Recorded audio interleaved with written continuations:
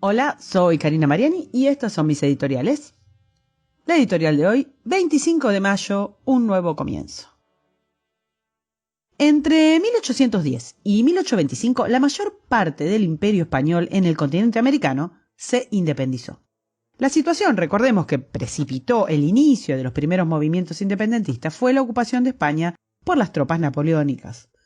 A partir de 1814, el intento de Fernando VII de volver a la situación anterior como si nada hubiera ocurrido, produjo un imparable proceso emancipador. Buenos Aires, para esa época, para 1814, ya había dado muestras de su firme decisión de luchar por la soberanía. Durante ese período, sus gobiernos enviaron desde la primera junta campañas para obtener el apoyo de otras zonas del virreinato y se convocó una asamblea constituyente, recuerden la asamblea del año 13, que a pesar de no lograr su objetivo de redactar una constitución, sí eliminó la imagen de Fernando VII de las monedas y documentos oficiales, encargó el himno nacional, declaró la soberanía. La chispa soberana, agrandada tras la caída de España, puso en marcha la determinación revolucionaria. Pero volvamos a mayo de 1810, porque estamos cursando hoy la semana de mayo, pero de 2020, aún en cuarentena. Esta semana de mayo, por la que estamos transcurriendo, fue la gesta basal del largo camino que nos constituyó como país soberano. Esta semana debería ser de actos en las escuelas y de celebración, pero Argentina hoy se dirige día tras día hacia un devaneo de un poder omnímodo cuyo objetivo es destrozar la libertad que abrazamos hace tan solo 210 años, nada, con la excusa de la pandemia. En honor a quienes debemos lo que somos, no podemos entregar nuestra historia sin intentar un nuevo comienzo. No es aceptable un retroceso. Lo acotado de este podcast nos obliga a hacer un repaso un poco vertiginoso. Larguemos recordando que las independencias hispanoamericanas fueron procesos políticos que comenzaron en 1808 en los virreinatos y en las capitanías generales españolas que dieron a luz nuevas naciones. Ante los avances imparables del poder napoleónico que se había apropiado del rey Fernando VII y con él de sus facultades, como mecanismo de defensa se constituyeron juntas de gobierno. La legitimidad de esas juntas se heredaba de la tesis escolástica tradicional sobre la soberanía, o sea, entendamos esto, si el rey no estaba en condiciones de ejercer porque el amigo Bonaparte se había asegurado de este particular, la soberanía que el mismísimo rey depositaba revertía en el pueblo, que debía hacer uso de ella para cubrir el vacío de poder. Clarísimo, ¿no? Bueno, clarísimo, pero no tanto, porque en lo político esta idea generó una fenomenal revolución. La soberanía nacional estaba ahora en manos del pueblo, mientras que en el antiguo régimen pertenecía al rey absoluto. En nuestras tierras se armó un lindo tironeo entre quienes hoy reconocemos como nuestros patriotas y los representantes del poder español.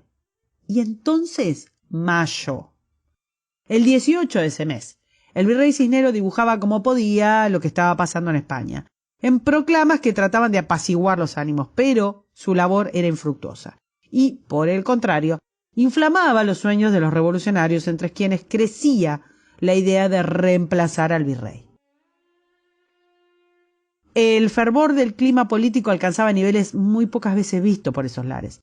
En los cuarteles se reunía la gente y los oficiales debían esforzarse para controlar que no se actuara al margen de las acciones que planificaba el comando revolucionario. Los jóvenes se reunían en las fondas arengando a los comensales a derrocar al virrey. La tensión crecía y las casas de los criollos se convirtieron en verdaderos foros de debate.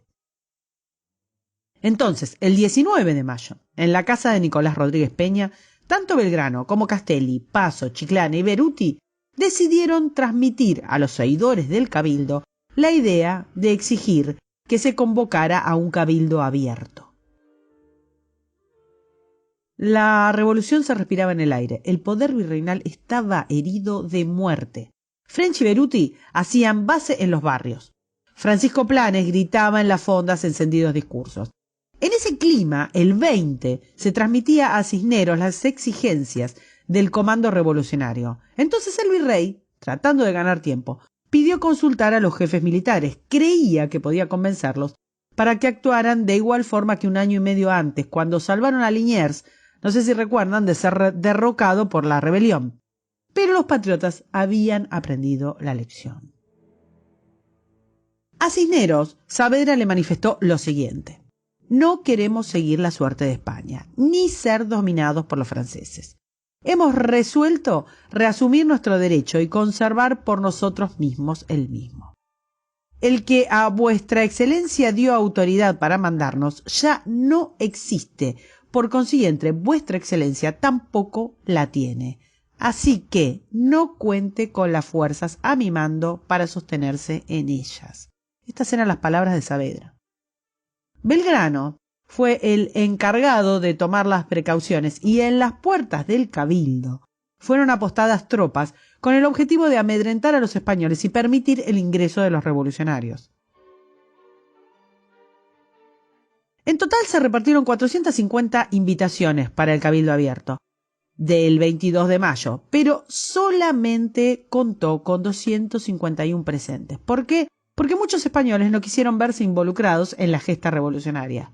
Castelli denunciaba la ilegitimidad del Consejo de Regencia en esa jornada. Junto a Moreno, Paso y Belgrano defendieron la idea esencial de que el pueblo era soberano para decidir su destino. Este pregón los convierte en merecedores de nuestra admiración, aunque no siempre respetamos su legado. El 23 se urdió la trampa artera. Recuerden, esa trampa que colocaba a Cisneros dentro de la nómina de la nueva junta. O sea, el destituido volvía al poder. La acción chapucera, que no hizo más que insuflar los ánimos de los revolucionarios, fue descubierta. Cuestión que el 24, la nueva junta, que había nacido muerta, prestó un juramento que duraría poquísimas horas. Al difundirse la composición que incluía al derrocado ex virrey, los revolucionarios se lanzaron a denunciar la maniobra para arengar a los vecinos y a las tropas.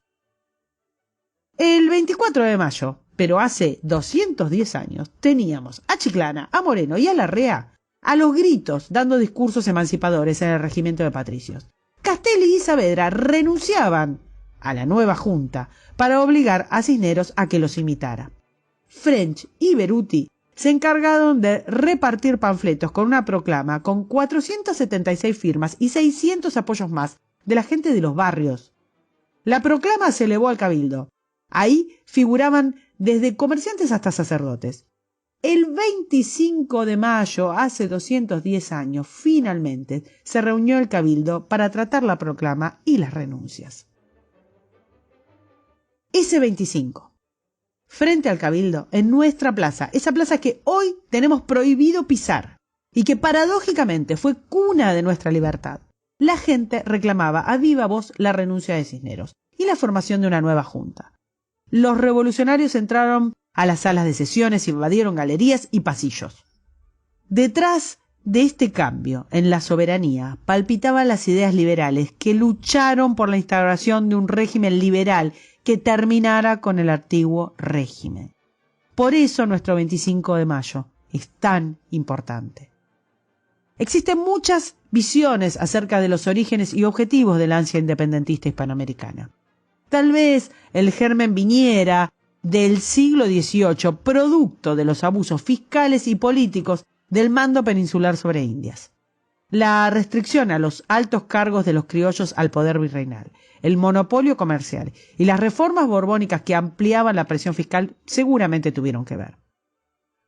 Las Cortes de Cádiz supusieron una ruptura con la tradición de los dos reinos bajo la misma corona, ya que al ser las Cortes Generales las depositarias de la soberanía nacional, ésta se ejercía únicamente desde la península, quedando las Indias fuera del ejercicio soberano.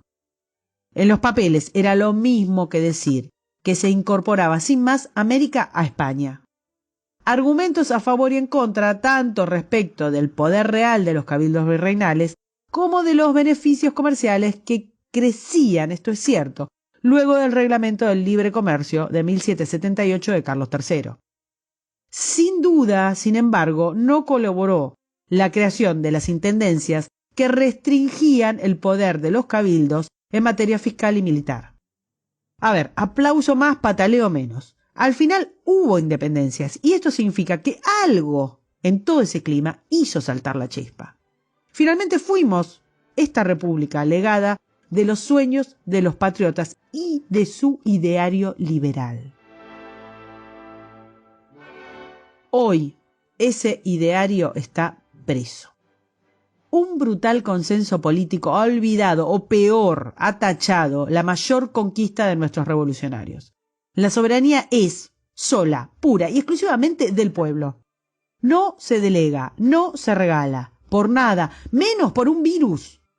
Dentro de la representación política no existe oposición hoy en Argentina. Todas las fuerzas políticas gobernantes están bajo el mismo despreciable consenso. Nadie se atreve a enfrentarse a la tiranía del consenso ni a sus posibles consecuencias. Como nadie rompe el consenso, no se vislumbra una oposición decidida a denunciarlo. Como hace 210 años, solo el pueblo puede salvarse a sí mismo, como lo hicieron nuestros próceres en la Semana de Mayo. Los enemigos de la libertad no necesitan ser especialmente capaces cuando ya son los dueños de la maquinaria estatal. Huyen hacia adelante y les basta el instinto de poder que sabemos que les sobra. Ojo. El coronavirus les proporcionó la oportunidad de ejercer el poder y por eso comparan una simple estrategia sanitaria con una guerra. No los avalan los números ni las proyecciones. Tienen que agrandar y amedrentar, porque en la guerra todo es admisible, en la guerra todo vale. Están en guerra ahora contra quienes protestan contra la cuarentena. No hay caso. Pasan los siglos y siempre el lenguaje bélico garpa. Ayuda. Pero si vamos a hablar de guerra, se vislumbra un ejército de famélicos dependientes del Estado, que lo apoyarán por atávica necesidad. Un Estado que se sueña dueño de empresas y vidas a las que habrá destrozado luego de esta cuarentena. El único propietario legal de todo se sueña este gobierno. ¿De dónde va a sacar el Estado plata? No se sabe, misterio. ¿Del impuesto a los ricos que pactarán unánimemente actuando ficcionales matices entre los distintos espacios políticos? ¿Fabricando billetes que tanto les gusta? No importa. No se puede preguntar. ¿Por qué? Porque están en guerra. Luego del desconcierto inicial, los gobiernos republicanos del mundo comenzaron a trabajar para que la crisis no arrase la actividad económica, que causará tantas o más muertes que el virus. En cambio, en Argentina se coacciona cada vez más absurdamente la libertad de trabajar. Y para mayor abundamiento, paralelamente se aumenta el gasto, de acuerdo con la consigna «Ojalá que llueva café». Premian que no se trabaje, y que no se estudie, y que no se socialice, para que cada vez la dependencia sea mayor y también la alienación. No sea cosa de que hayamos luchado por nuestra independencia de España para caer un par de siglos después, que es un pestaneo en la historia, en la nada, bajo el imperio totalitario de la dictadura chavista. La prosperidad de los países la construyen día a día los individuos que los habitan, con su iniciativa, con su libre albedrío, asumiendo riesgos y asociándose con quienes se les cante, creando empresas y generando empleo y buscando su propia felicidad, no la felicidad diseñada desde los más trasnochados sueños tiránicos. La salida depende, pues, exclusivamente de los individuos, de su voluntad y, por tanto, no hay salida que se construya sobre el quebranto de la libertad de las personas. La libertad no se negocia, se lo debemos a los próceres de Mayo.